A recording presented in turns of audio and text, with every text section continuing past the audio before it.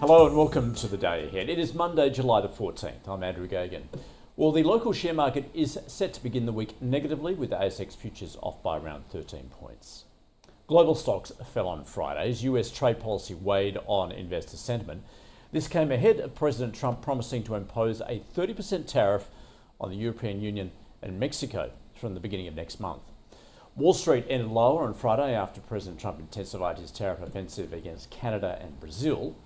And for the week, the S&P 500 dipped 0.3%, the Dow lost about 1%, and the Nasdaq was flat. This week, investors turned their attention to second quarter reporting season and the impact of tariffs among the big names reporting results: JP Morgan, Netflix, and Johnson & Johnson. On Friday, shares of Nvidia rose to another record high. While elsewhere among the Mag 7 stocks, Meta shares closed lower on reports that the company is unlikely to offer more changes to its pay or consent model, increasing the risk of fresh EU antitrust charges.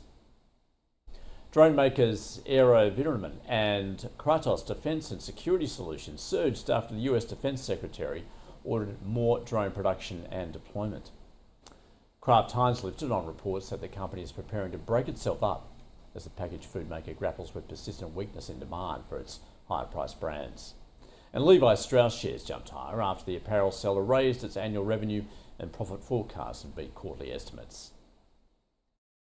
Well, President Trump has said he will impose a 30% tariff on imports from Mexico and the European Union from August 1st, after failing to reach a comprehensive trade deal with two of its biggest trading partners. The president has demanded that Europe drop its own tariffs, saying the European Union will allow complete open market access to the United States with no tariff being charged to us in an attempt to reduce the large trade deficit. The European Union is resisting retaliation for now, saying it will continue to press for a negotiated settlement. And Mexico's proposed tariff level is lower than Canada's 35%, but President Trump said he wants both countries to do more to stop the flow of fentanyl across its borders. The US two-year Treasury yield rose on Friday to 3.89%. The 10-year was at 4.43%, and the US dollar rose against most major currencies, including the yen and euro, as President Trump rekindled trade tensions. The Aussie dollar is trading at 65.7 US cents. And Bitcoin hit another record high over the weekend, above 119,000 US dollars.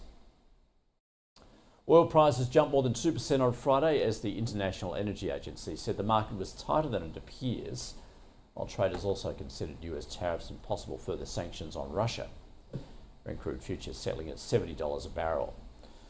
Copper was up marginally, iron ore rising almost 0.5% to $99 a tonne, having surged around 4% last week.